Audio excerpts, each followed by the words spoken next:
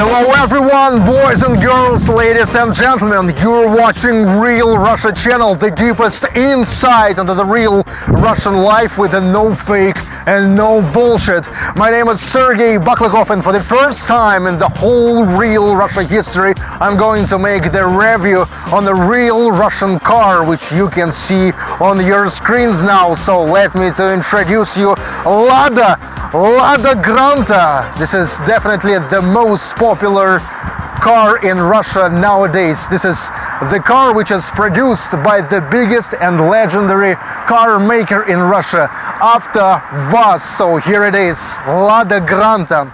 Granta, you know, the name of this car was selected out of thousands of the names which just Russian people was sending to the car maker. It was the whole competition, and so now we have Lada Granta.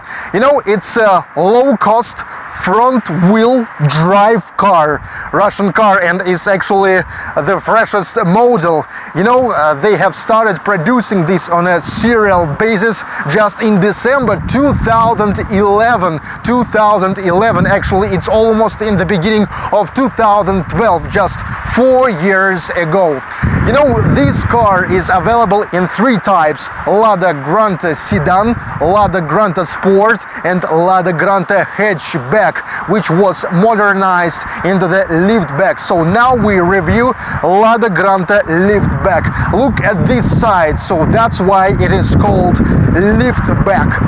Well, it is also was produced in collaboration with the Russian car maker, French car maker Renault. So that's why we can see some French notes in the design of this car. And so now let's get inside of this car, and first off, let's check out the engine section. And first off, I want to say that Lada Granta is available in 4-valve and 16-valve injection engine. So this is 16-valve engine, and the power is 116 horsepower. The volume is 1.6 liters, the point of the engine. And I can say that actually this engine is available only for petrol, no diesel. And so now let's check out the trunk which is in the back side. And you know, I can say that thankful to the liftback, it is kind of spacey trunk. The volume is about 500 liters. 500 liters. And here is under the trunk, we can see an additional wheel.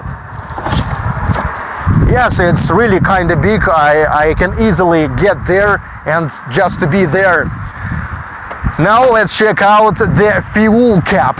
It is here. You know, actually it's you can't lock this for a key, but anyway it is protected from the fuel robbery, because you know the tube there, it's not straight, but it's with the curves. Okay. Now what about the wheel? Actually, normally here is the wheel with the radius of 14 inches, but definitely you can place a bigger size, bigger radius wheels here, and the car will look even better. Now let's go to the salon. Come on.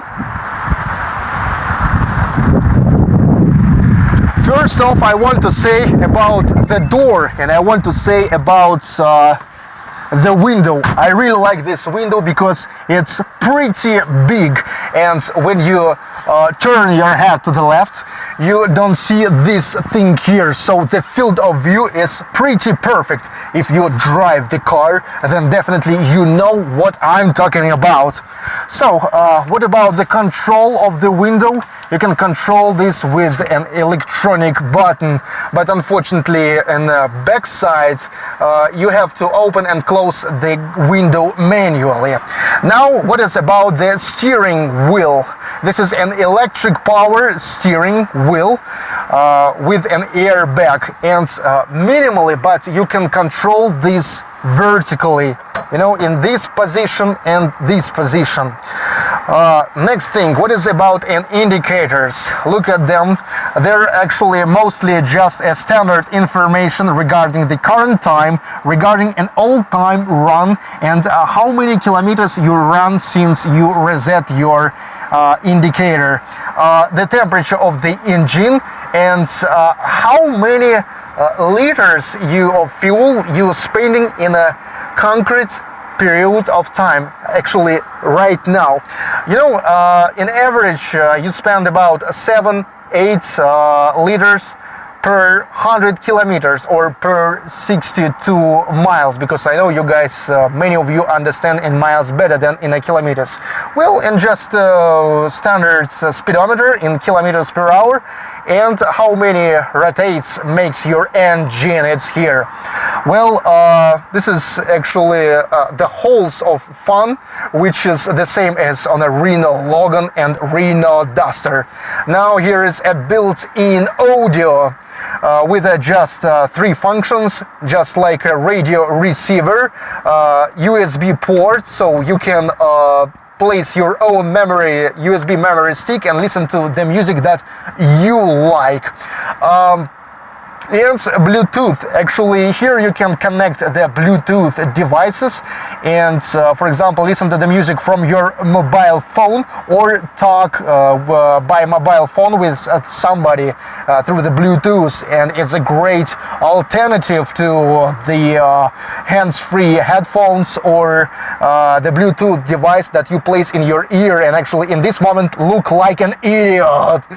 Well, here is the heater and fan, and for additional $500 they can install an air conditioner for you. Now here is the box for little things, and here is also an optional place for the second airbag, which is unfortunately goes only in a luxe option and a luxe completation of the car.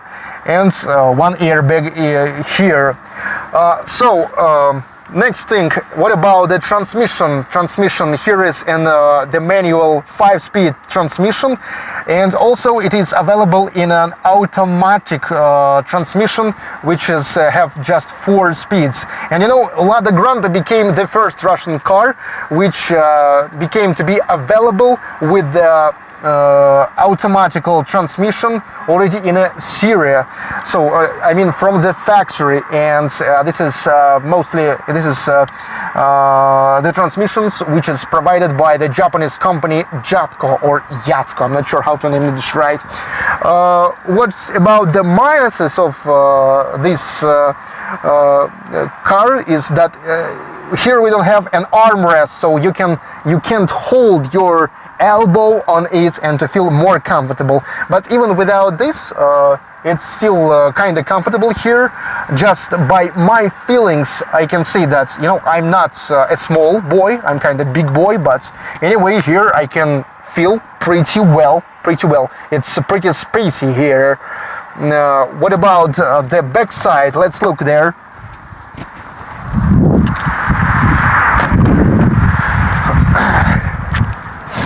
It's a kind of comfortable and big place, you know. I'm sitting here kind of comfortable, yeah. Well, the plastic is cheap, to say honest, but we don't have to forget that this is a low-cost model. And here is also the thing that I was talking to you about. Here you have to close and open the window manually with this thing. What else? Now, after all, let's take a little test drive.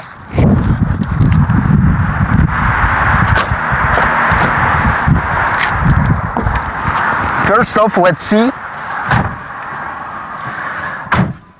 how fast it will be started. Just a half a second. Now, listen to the sound of engine. Can you feel the power? Yeah. So I will fasten seatbelt because it will start sound. Pew, pew, pew. So let's try this. Okay, the first speed. Come on. I can see that it goes pretty comfortable. The engine is pretty quiet.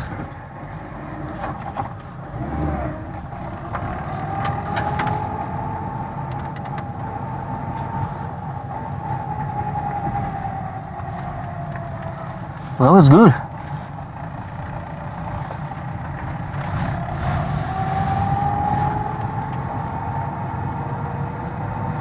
Well, definitely it is a progress if talk about the AutoVAZ cars like VAZ 2106, which I used to have, and even with the cars like from the family of Samara cars. So it's definitely a progress. And the next models, Lada Vesta and Lada X-Ray, I hope going to be even better. So now let's get out of the car and talk just about the price. The price of this, if to convert in an American dollars, is $5,800. This is an average price. Well, I'm saying in dollars because I think that for most of people will be just easier to understand the price in dollars than in rubles or even in euros. So that's it, Lada Granta. Well, I was kind of satisfied with this car, and I think it's just a normal car. And I hope that you enjoyed the review for the Lada Granta. Don't forget to comment, like, and of course to subscribe. My name is Sergey Baklakov. Stay tuned, keep watching, don't change channel, and see you.